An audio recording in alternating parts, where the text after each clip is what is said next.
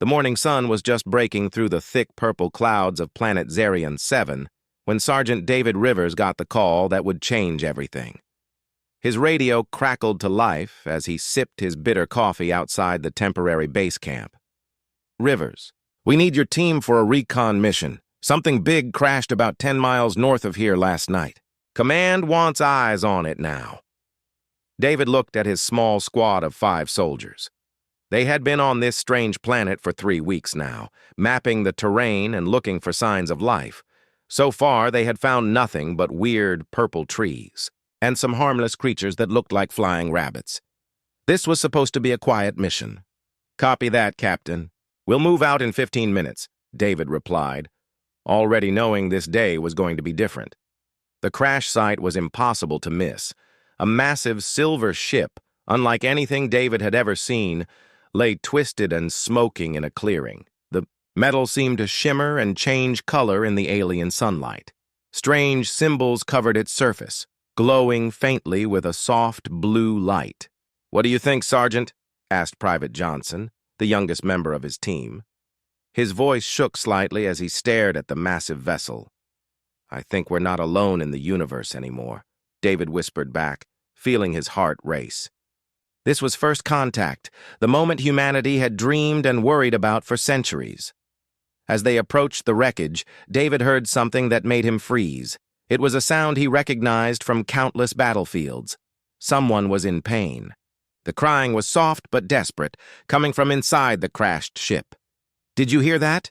David asked his team. "Sounds like someone's hurt in there," replied Corporal Williams, already moving toward the ship. David held up his hand to stop him. "Wait. We don't know what's in there. Protocol says we should call this in and wait for the science team. But..." The crying continued, and it tugged at something deep inside David's chest. He had joined the military to protect people, to help those who couldn't help themselves. The sound of suffering was the same in any language, on any planet. "Sergeant, look at this," called out Specialist Rodriguez from the side of the ship. She had found what looked like an entrance, a hole torn in the hull during the crash. David peered inside and saw lights flickering weakly in the darkness. The crying was louder now, mixed with voices speaking in a language he had never heard before. It sounded musical, like wind chimes in a gentle breeze. "Hello?" David called out, feeling somewhat foolish. "Is anyone in there? We want to help." The voices stopped suddenly. Then, slowly, a figure appeared in the dim light of the entrance. David's breath caught in his throat. It was clearly not human, but it was beautiful in a way that made his mind struggle to understand what he was seeing. The being was tall and thin, with skin that seemed to glow with a soft blue light. Its eyes were large and silver, filled with intelligence and something that looked like hope. When it spoke, the words came out in broken English. "Please, help. She is dying." David felt his training kick in. Injured person, possible medical. Emergency, immediate action required. It didn't matter that this wasn't a person in the traditional sense. "We're soldiers. We have medical training. Can you show us who needs help?" The alien being nodded rapidly and gestured for them to follow. David looked back at his team. Private Johnson looked terrified, but the others seemed ready to help. These were good people, David realized. They would follow him anywhere. Inside the ship, the air was thick and warm, smelling like flowers and electricity. Strange lights pulsed along the walls, and David could hear a humming sound that seemed to come from everywhere at once. The alien led them through corridors that curved in impossible ways, making David feel slightly dizzy. They entered a large chamber where several more aliens were gathered around what looked like a medical bed. On the bed lay another being, but this one was different. Even in her injured state, David could tell she was important. Her skin glowed brighter than the others, and she wore what looked like a crown made of pure light. She was dying. David didn't need medical training to see that. Her breathing was shallow and rapid. Her skin was pale, and dark liquid that must have been blood was seeping from wounds across her body. One of the aliens approached David and began speaking rapidly in their musical language. Another alien, the one who had met them at the entrance, translated, "This is Princess Lyra of our people. The crash has caused internal bleeding. Our medical equipment is damaged. She needs blood transfusion immediately or she will die in minutes." David's mind raced. "We don't have the right equipment for a blood transfusion, and even if we did, human blood probably isn't compatible with alien biology." The translator spoke quickly with the others, then turned back to David with urgent eyes. "Our scanner shows human blood has similar composition to ours. Iron-based, same protein structures. It can work, but the process will be dangerous for the donor. Our emergency medical system can perform the transfusion, but we cannot guarantee the human's safety."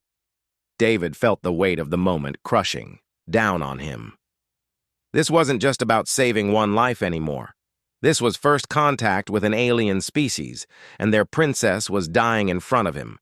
How would her people react if she died while in human custody? Would they think it was an attack? Would they declare war on Earth? But beyond all the political implications, David looked at the dying princess and saw something that transcended species. She was young, probably loved by many people, with a whole life ahead of her. Her large violet eyes were open, looking directly at him with a mixture of pain and hope. "What are the risks to me?" David asked quietly.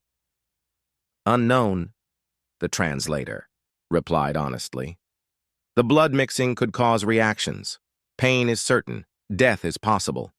David's radio crackled. It was his captain. "Rivers, what's your status?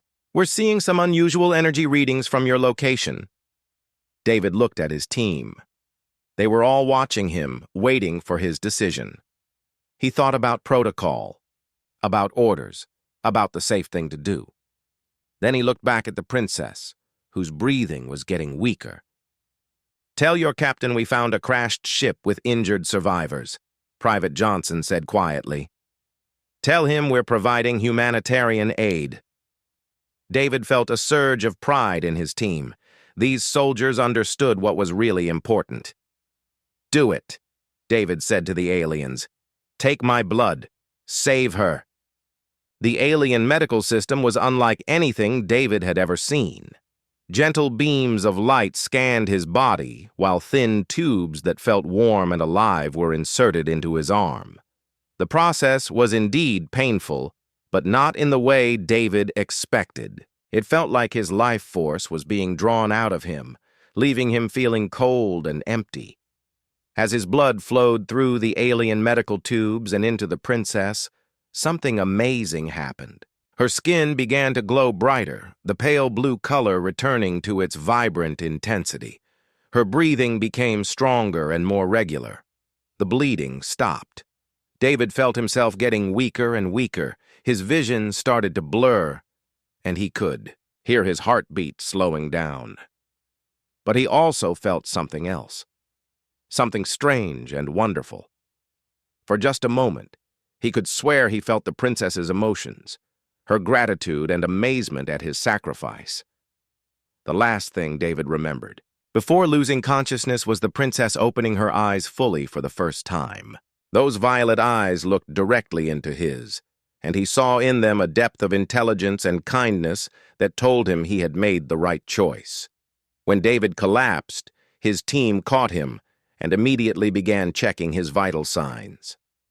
The aliens worked frantically over both him and their princess, their musical language filling the air with urgent conversations. Outside the ship, the sound of helicopters grew louder. David's captain was arriving with reinforcements, and they would have a lot of explaining to do. But for now, in this alien ship on a distant planet, a human soldier had saved an alien princess, and the universe had become a little bit smaller and a lot more hopeful. David woke up 3 days later in a hospital bed that didn't look like any military facility he had ever seen. The walls were pure white and seemed to glow softly, and machines around him made gentle humming sounds instead of the usual beeping.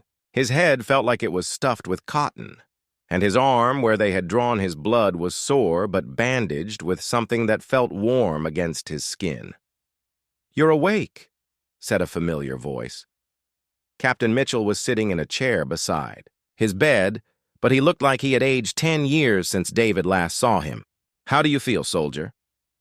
"Like I got hit by a truck, sir," David replied, trying to sit up. His vision was still a bit blurry, and everything seemed brighter than it should be. "Where am I? And how is the princess?" Captain Mitchell's expression was hard to read. "You're in a joint medical facility, half human technology, half alien, and the princess is alive thanks to you. She's been asking about you every day." David felt relief wash over him. "That's good news, right, sir?" "It's complicated, Rivers. Very complicated." Captain Mitchell stood up and walked to the window. Outside, David could see something that made his jaw drop. Human soldiers were working alongside tall, glowing alien beings. They were building something together, sharing tools and actually communicating. "Sir, what's going on out there?" "That, soldier, is the result of your little stunt 3 days ago."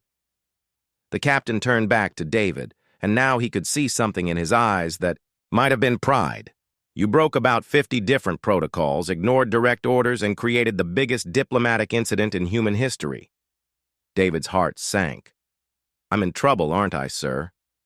Captain Mitchell actually smiled. "Son, you're either going to be court-martialed or given the highest medal our government has. Maybe both.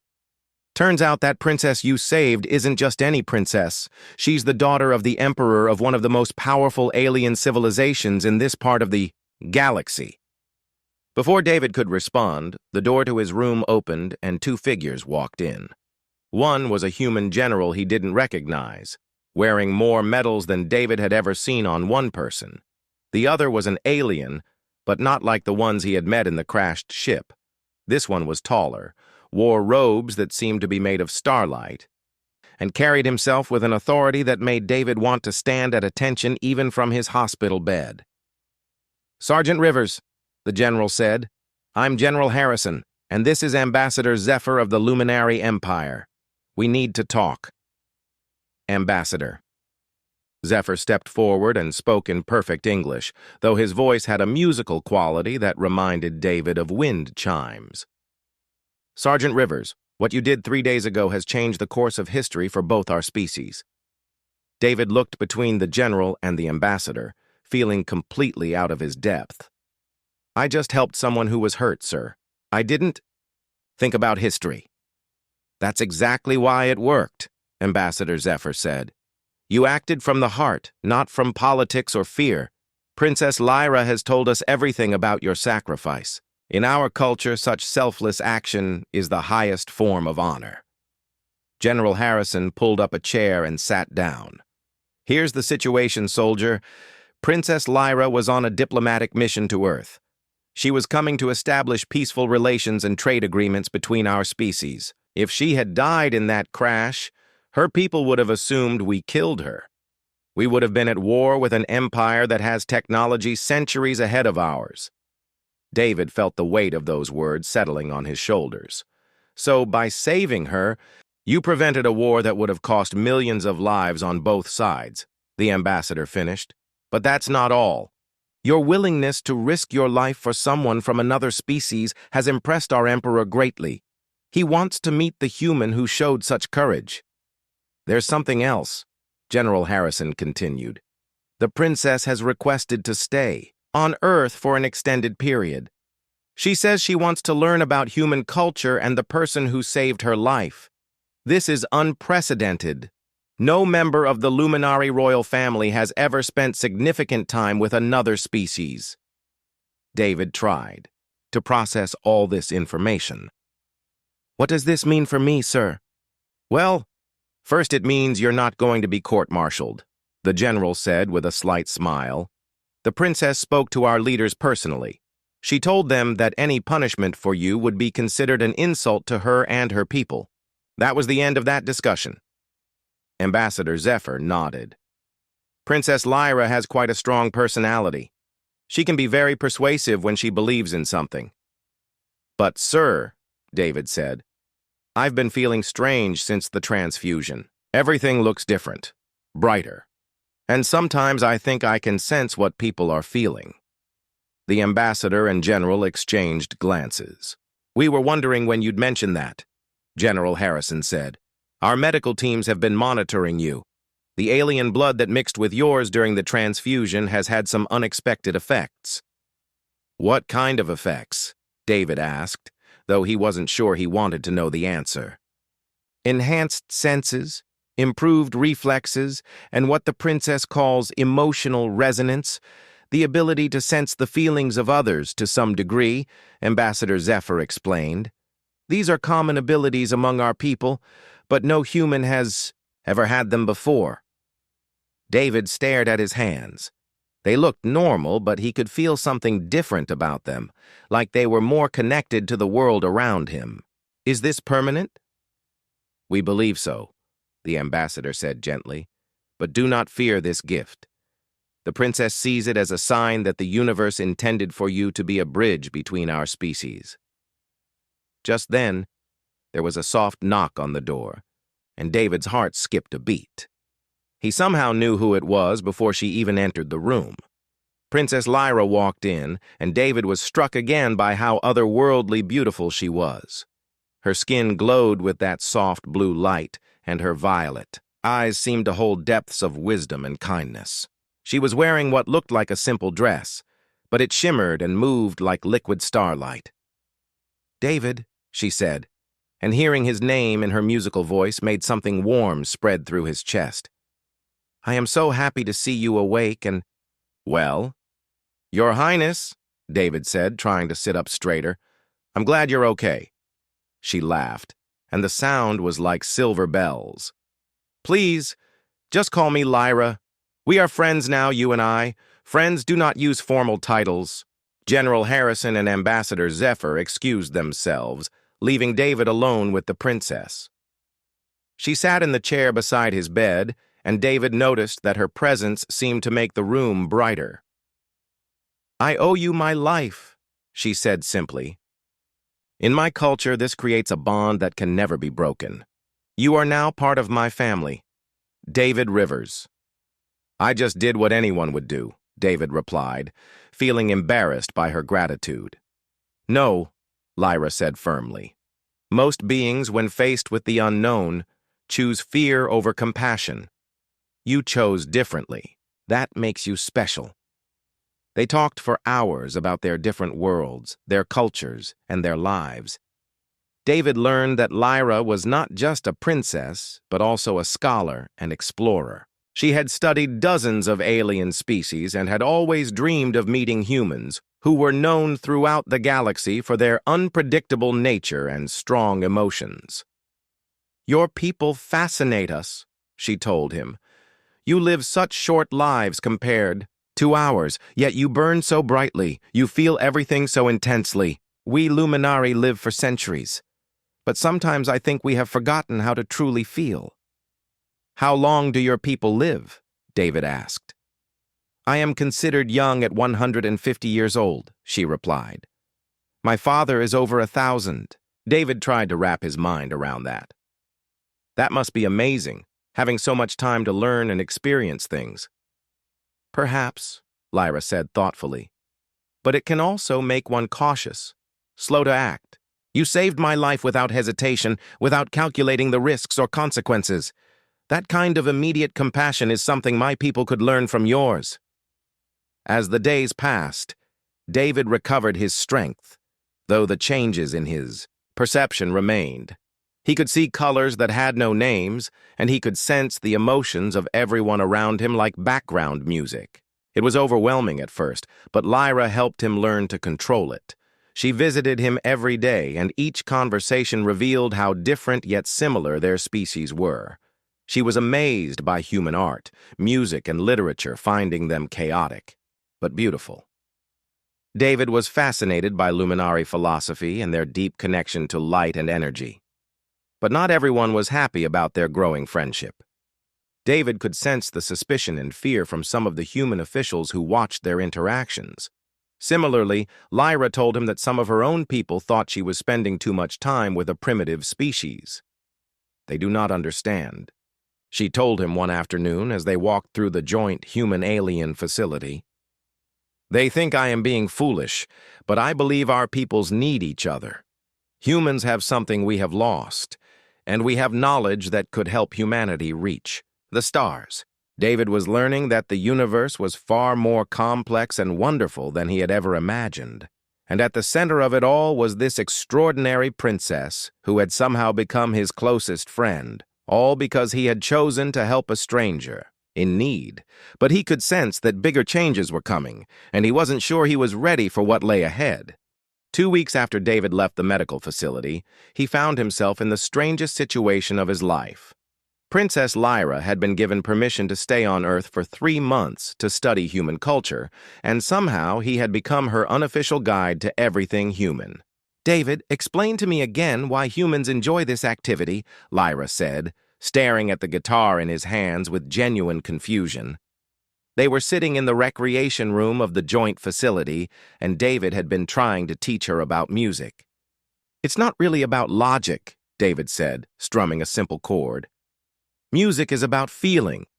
When I play this, it makes me think of home, of sitting on my grandfather's porch on summer evenings."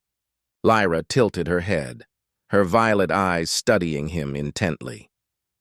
"Your grandfather taught you this?" "Yeah, he did. He used to say that music was the universal language, but I guess he never imagined we'd actually meet other species to test that theory." David played a simple melody, something his grandfather had taught him years ago. As the notes filled the room, something amazing happened. Lyra's skin began to glow brighter, and the light patterns on her arms started to pulse in rhythm with the music. "Oh my," she whispered, her voice filled with wonder. "I can see the music. The sound creates patterns of light and energy that I have never experienced before." "You can see it?" David stopped playing, fascinated. "Your music is chaotic. Unpredictable but beautiful in a way our structured harmonies are not. It's like watching a storm. Dangerous but magnificent." Lyra reached out tentatively toward the guitar. "May I try?" David handed her the instrument, and immediately realized this was going to be interesting.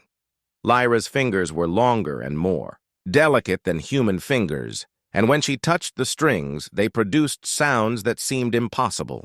"This is incredible," she said, experimenting with different combinations of notes. "In our culture, music follows mathematical patterns, perfect harmonies based on the frequencies of light. But this is pure emotion made into sound." Over the following days, their friendship deepened through these cultural exchanges.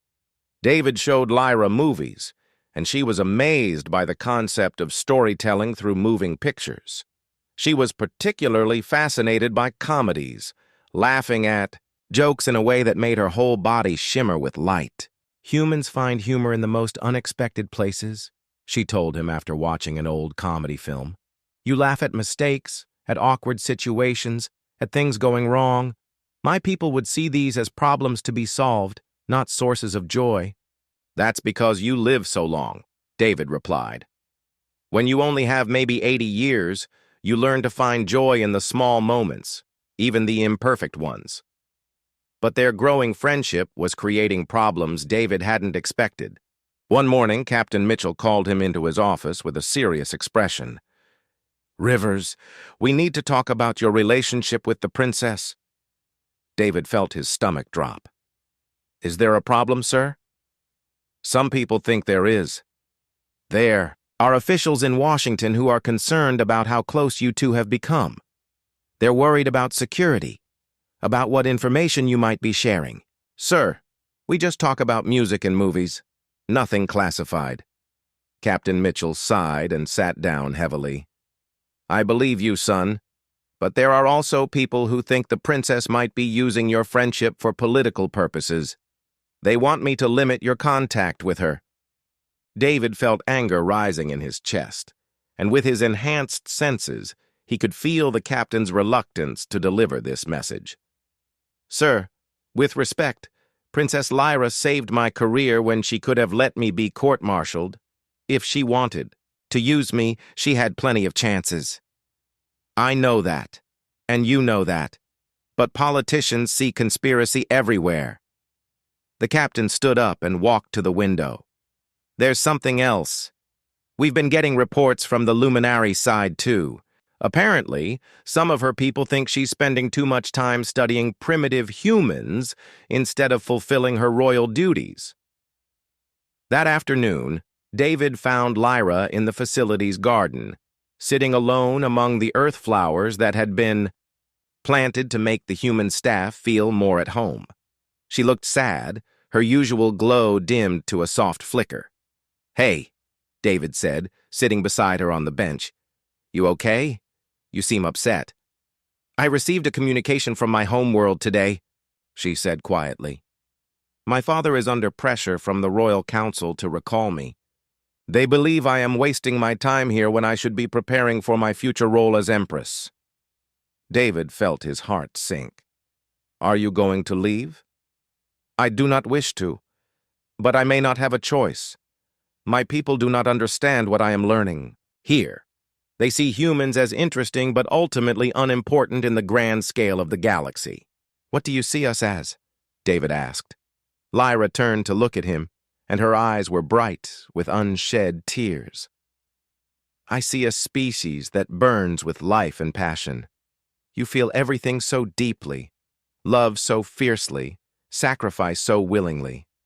In 2 weeks, with you, I have learned more about the meaning of existence than in 150 years of royal education." They sat in comfortable silence for a while, watching the alien sunset paint the sky in shades of purple and gold. Finally, Lyra spoke again. "David, in my culture, when someone saves your life, it creates what we call a soul bond. It means that your well-being becomes connected to mine, and mine to yours. I can sense your emotions now, just as you can sense mine." David realized that was why he always seemed to know how she was feeling. "Is that why everything feels so intense when you're around?" "Perhaps, but I think it is more than that. I think we were meant to meet, meant to learn from each other." Lyra stood up and began to pace, her dress shimmering in the fading light. "My people have a sacred tradition. When someone saves a royal life, that person must be rewarded with something precious, something that shows the depth of our gratitude. Lyra, I've told you, I don't want anything. Knowing you're alive is reward enough. But that is exactly why you deserve the greatest gift my people can offer." She stopped pacing and looked directly at him. "I want to share with you the light of illumination." David had never heard that term before, but something in the way she said it made him understand it was significant. "What's the light of illumination?" "It is the most sacred experience in our culture. It allows the receiver to feel pure joy, to understand the interconnectedness of all life, to see the universe the way we luminaries see it. It has never been given to someone outside our species." "Never?" "Never. It would cause a scandal that would echo across the galaxy.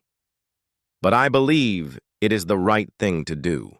You showed me what it means to act from the heart instead of from protocol. Now I want to do the same."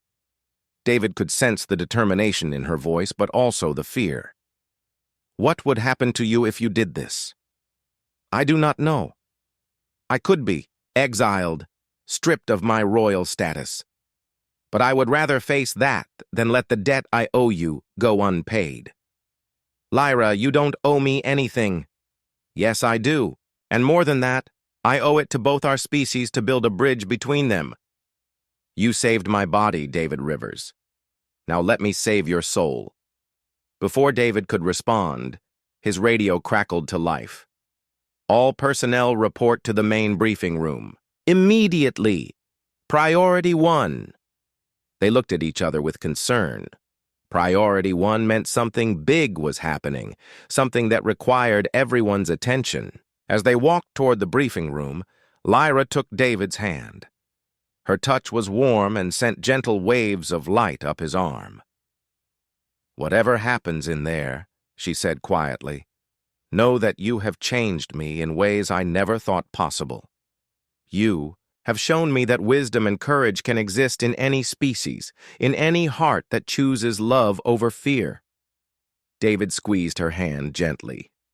"You've changed me too. Before I met you, I thought the universe was a big, empty place. Now I know it's full of wonders I never imagined." They entered the briefing room together, not knowing that the news they were about to receive would test their friendship and force them to make decisions that would affect the future of both their worlds. The room was packed with both human and Luminari officials, all looking serious and worried. General Harrison stood at the front, and beside him was Ambassador Zephyr, but today the alien diplomat's usual calm demeanor was replaced by visible tension. David had a feeling that whatever had happened was going to change everything once again. The briefing room fell completely silent as General Harrison stepped forward. David could feel the tension in the air so thick it was almost hard to breathe.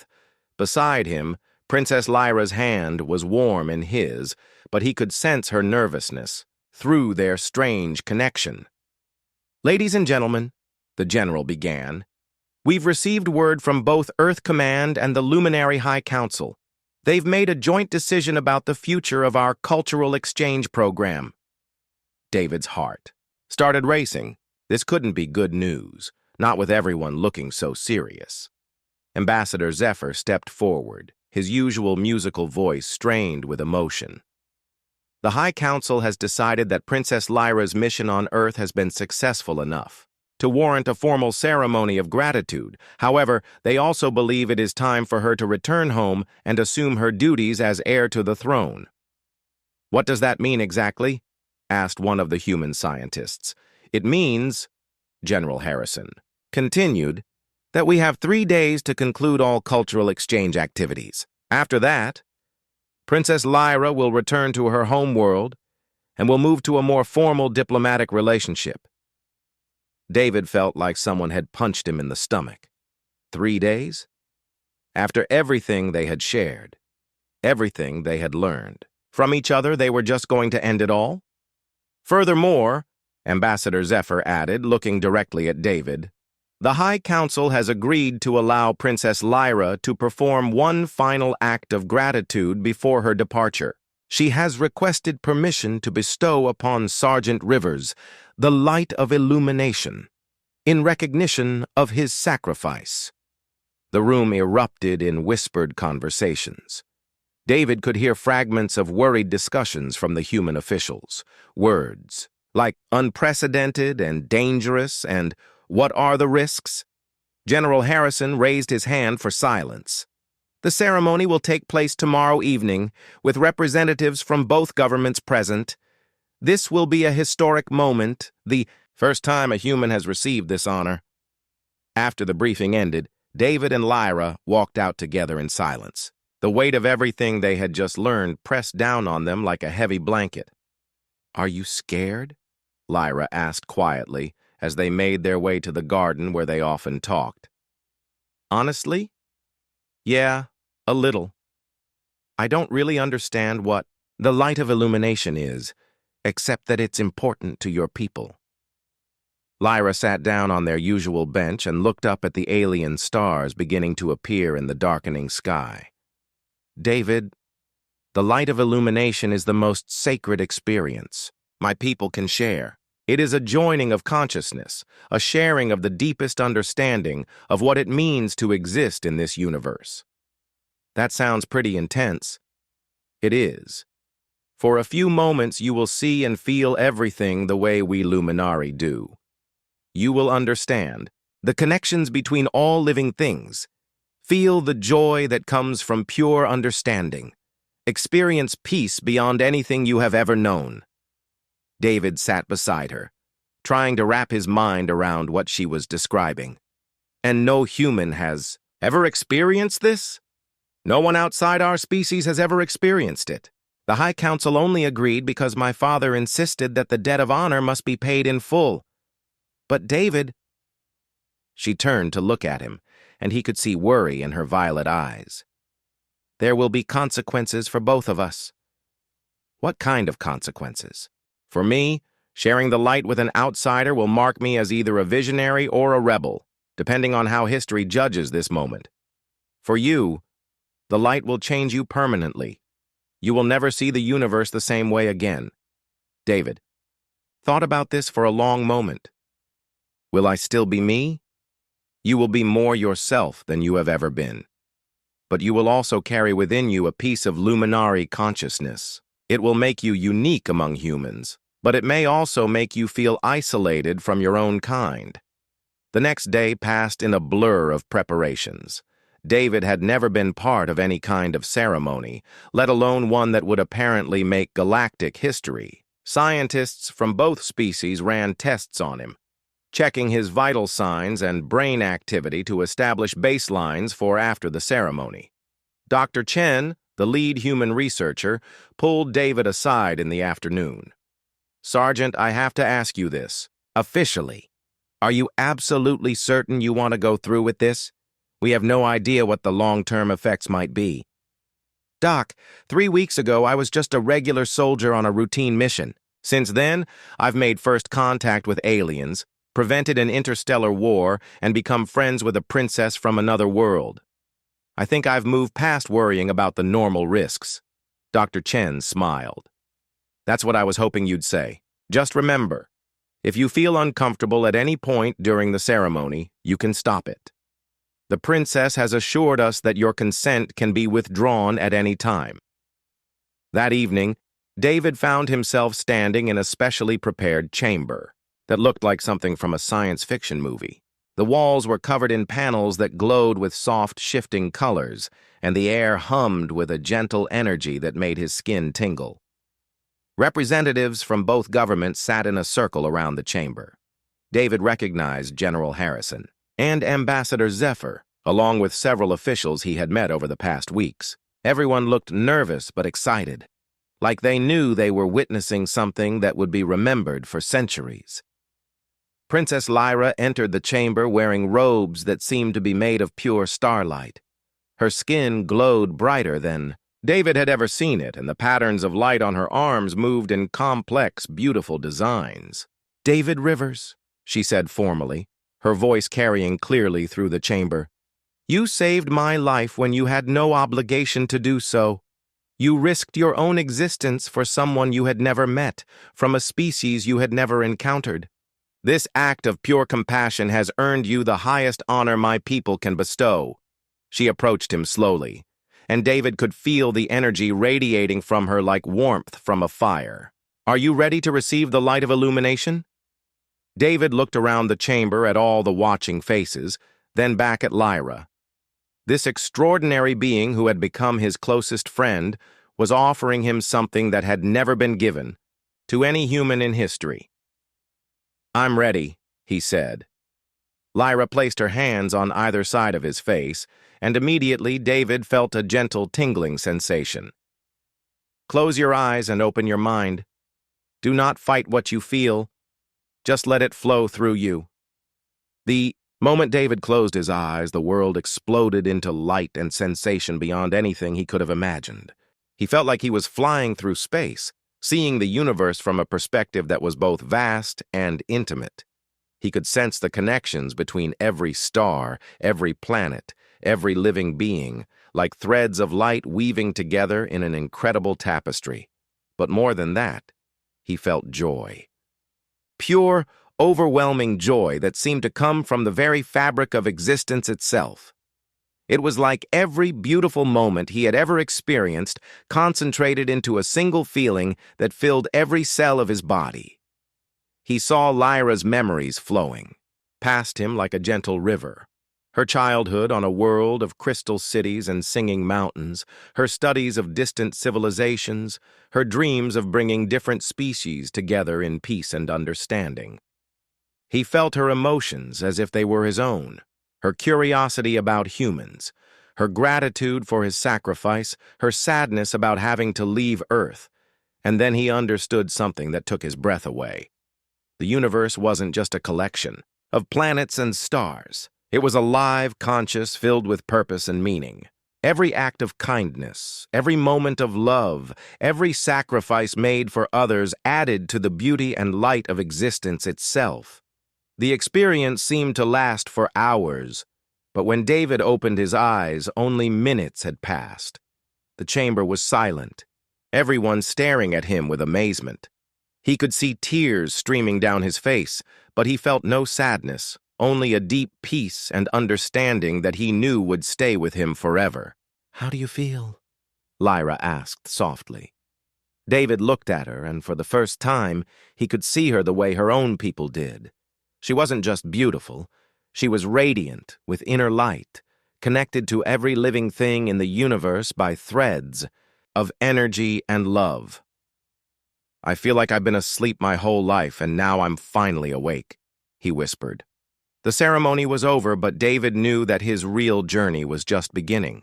6 months had passed since the Light of Illumination ceremony, and David Rivers was no longer the same man who had stumbled upon a crashed alien ship. He stood at the window of his new office in the Global Interspecies Relations Center, watching. Human and luminary engineers worked together on the construction of the first joint space exploration vessel. The view still amazed him. Humans and aliens working side by side, sharing knowledge and tools, building something that neither species could have created alone. It was everything Princess Lyra had dreamed of when she first came to Earth. "David, the morning briefing is about to start," called his assistant Riley from the doorway. Even after all these months, people still spoke to him with a mixture of respect and curiosity. Everyone knew he was the human who had been changed by alien light, and that made him something special in their eyes. David made his way to the briefing room, where representatives from both species gathered every day to coordinate their joint projects. As he walked through the halls, he could sense the emotions of everyone around him.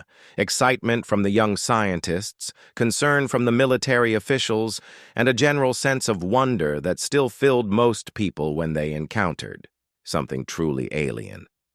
The Light of Illumination had indeed changed him permanently, just as Lyra had warned. He could see energy patterns that were invisible to other humans, feel the connections between living things, and sense emotions in a way that sometimes felt overwhelming. But he had learned to control these abilities, and they had made him uniquely qualified for his new role. "Good morning, everyone," David said as he entered the briefing room.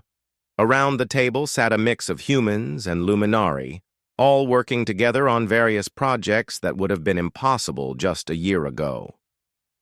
"David, we have an update from Princess Lyra," said Ambassador Zephyr, his musical voice carrying a note of excitement.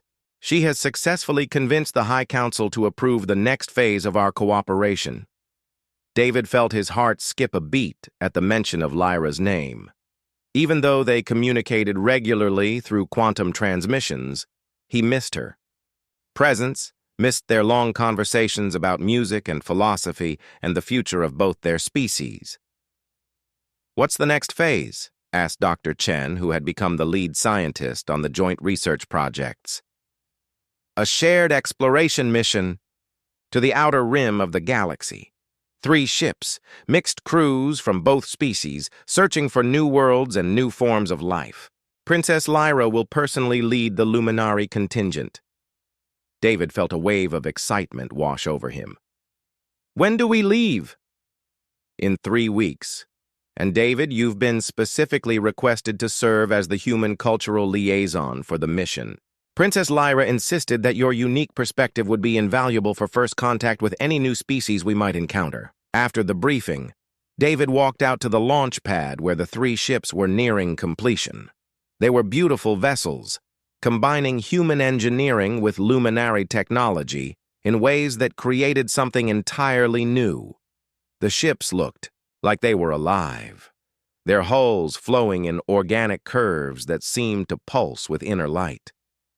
"Impressive, aren't they?" said a familiar voice behind him. David turned around to see Captain Mitchell, his old commanding officer, walking up to join him. The captain looked older but happier than David remembered, and there was pride in his eyes as he looked at his former soldier. "They're incredible, sir. Hard to believe that 6 months ago most people thought aliens were just science fiction. Hard to believe that 6 months ago you were just a regular sergeant who followed orders.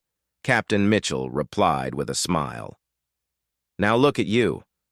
The first human to receive alien consciousness, the bridge between two species, about to explore the unknown reaches of space. Sometimes I feel like I'm living in a dream, David admitted. Like I'm going to wake up and find myself back in my old barracks, and none of this will have happened. But you wouldn't change it, would you? David thought about that question. His life had become complicated in ways he never could have imagined. He often felt isolated from regular humans because his enhanced perceptions made him experience the world so differently. He carried responsibilities that sometimes felt too heavy for one person to bear. And yet, no, sir, I wouldn't change any of it. Every day I get to help build something bigger than myself, something that will benefit both our species for generations to come. The next 3 weeks flew by in a blur of final preparations, training sessions, and equipment checks. David spent hours learning about the ship's systems, studying star charts of unexplored regions, and preparing for the possibility of encountering entirely new forms of life. The night before departure, he received a personal message from Princess Lyra. Her image appeared on his communication screen, and even through the quantum transmission, her presence filled his small quarters with warmth. "David, my friend," she said, her violet eyes bright with excitement. "Tomorrow we begin the greatest adventure of our lives. Together, we will explore worlds that no one from either of our species has ever seen. We will carry the hopes and dreams of billions of beings as we search for new life, new knowledge, new possibilities for cooperation and understanding. I can't wait to see you again, Lyra. It feels like years since we've been in the same room. For my people, 6 months is barely a moment. But you humans have taught me that even brief separations can feel like eternities when you care about someone. I have missed our conversations, our debates about music and art and the meaning of existence. I've missed them too, and I've been thinking about what you said, about how humans burn brightly because our lives are so short. I think I understand it better now." "How so?" David paused, trying to put his thoughts into words. "The light of illumination showed me that every moment is connected to every other moment, that every choice we make ripples out through the universe. Knowing that makes each decision feel more important, more meaningful. It doesn't matter that human lives are brief if we use that time to make the universe a little brighter." Lyra's face lit up with joy. "That is exactly what I hoped you would understand. You have learned to see with luminary eyes while keeping your human heart. That combination will serve us well in the challenges ahead." Launch day arrived with perfect weather and clear skies. David stood on the bridge of the lead ship, wearing a uniform that combined elements from both human and Luminari design. Around him, the mixed crew made final preparations for departure. Through the view screen, he could see crowds of people gathered to watch the launch. Humans and Luminari stood together, waving and cheering as the ships prepared to leave for the unknown. Children held signs with messages of good luck in both languages, and David could feel the hope and excitement radiating from the crowd. "All systems green," reported the navigation officer, a young Luminari woman whose skin glowed softly in the bridge lights. "We are ready for departure." "Princess Lyra, this is David. All ships reporting ready." "Acknowledged, David. Today we make history together." Initiating departure sequence in 3, 2, 1. The ship lifted off smoothly, rising through Earth's atmosphere toward the stars. David watched his home planet shrink below them, a blue and white marble suspended in the darkness of space. But he didn't feel sad about leaving. Instead, he felt excited about the future, about the wonders they would discover together. As they passed through the outer edge of the solar system, Princess Lyra's ship pulled alongside theirs. Through the view screen, David could see her on her own bridge, and when their eyes met across the void of space, both of them smiled. So, my friend, Lyra's voice came through the communication system. Are you ready to explore the universe, with you as my partner? I'm ready for anything, David replied. And as the three ships engaged their faster-than-light drives and leaped into the unknown, David knew that his choice to save a dying alien princess had led to this moment, the beginning of humanity's greatest adventure among the stars. The universe was vast and full of wonders waiting to be discovered. And thanks to the friendship between a human soldier and an alien princess, two species would explore it together, proving that compassion and understanding could bridge any gap, no matter how wide. David Rivers had saved one life, and in return, he had helped open the entire galaxy to his people. It was, he thought as they raced toward distant stars, a pretty good trade.